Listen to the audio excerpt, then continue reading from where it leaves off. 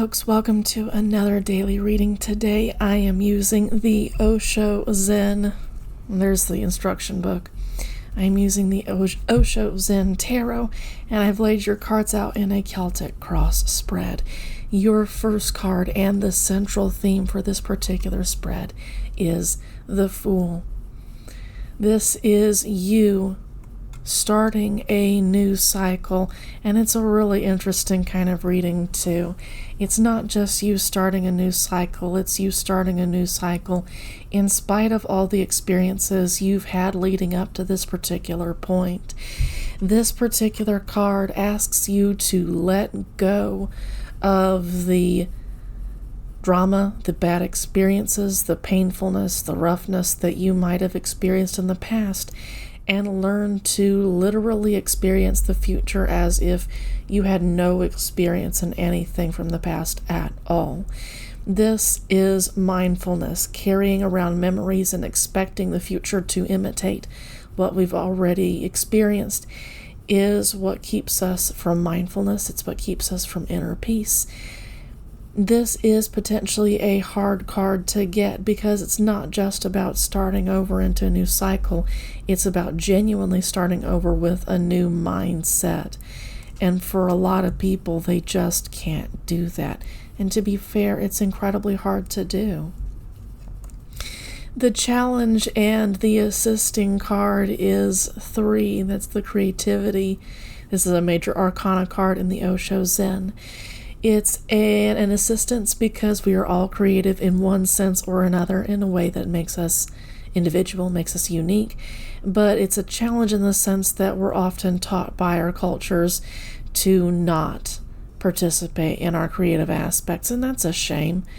This is you choosing to be creative in whatever that may be, in spite of what it is that you've gone through. And I understand that you've gone through a really difficult time, possibly in the recent past. You might be in recovery from a difficult time, but you're being asked to get into that particular talent of yours, and you may know it or not. If you don't know your particular talent, this is a good time to sit with the universe and ask the universe what it is specifically that you are especially talented in, what you are creative in, for instance. And this is why I say that you're coming out of a difficult time. This is traditionally the Sun card in the Rider-Waite-Smith Tarot, and in this particular case, this is about innocence. After having gone through a really difficult life up to that particular point, it echoes the theme found in the Fool, where we experience the world, the future, and the present moment as if we had no experience in it. It's living in mindfulness, and it's hard work, it's practice, but this particular monk has had a great deal, or this philosopher has a great deal of practice in mindfulness and inner peace in spite of the experiences that he's gone through. And so he gets to enjoy nature and this particular praying mantis as if he's never seen it before. He gets to just enjoy existing and enjoy the world around him. That's you in the past. That's you coming into a place of seeing things differently in spite of what you've gone through. But I see it's a challenge getting started on your new life without any of the pain from the past. Resting in this particular energy may not have been a challenge, and it may have, depending on your experience. But right now it's getting started on a new life that's the challenge for you. In the conscious position, you're aware that you're at the completion stage. This is the World card in the traditional Rider-Waite-Smith. It is finishing something. The final touch has been placed, and it's time to look at the complete picture, the end of an era, before you move on to the next era. So there's like finishing up the last little bits of looking behind at your old life, looking behind at the old era that you've finished, and saying, it's done. It's time to move into my new life. It's time to change things for the better. It's time to welcome the future as if I hadn't experienced the pain and the trauma of the past.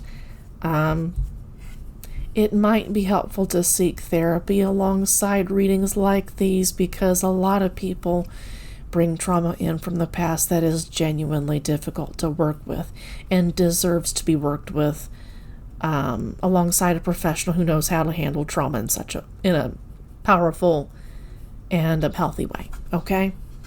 In your subconscious position, I see that you're still grieving, not having reached a particular point in your life that is meaningful to you.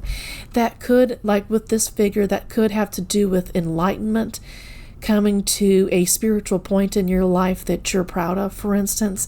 That might be something else, but in either case, this is something that maybe you're not even admitting to yourself yet, because it's so painful that you're not quite ready to move forward. And I wonder if this isn't part of the challenge seen in the Fool, of experiencing the future and experiencing the present as if you had no negative experiences from the past. Or at least that's what the Osho Zen Tarot asks you to do. In your future, there is a risk that you could suppress your true self to meet the demands of your culture, your society, your family, friends, romantic partners. It doesn't matter, your workplace even. You do work to suppress yourself, and all it does is cause a situation in the future where things kind of blow up in your face. You have the opportunity to repeat some habits from the past, but with the Fool energy, you're asked to let go of old negative patterns that you picked up in the past and let them go if you're going to live your best life in the present and in the future. This may be one of those bad habits that you picked up on. It's easier to suppress and hide your true self in order to be appropriate, acceptable, that kind of thing, than it is to be your true, genuine self and put yourself out there. Now, I don't have any cards from the Rainbow Suite in this Osho Zen Tarot, but this is a deck that uses the rainbows in this particular. And I wonder if I'm not speaking to some people who are closeted in some way. That might be a possibility, okay? If it doesn't resonate, it's not for you personally, okay? In your advice position, this is about seeing life as a long-term journey towards you reaching your best and your highest good. It is not about the destination. It is about the journey and the journey of experiencing stuff.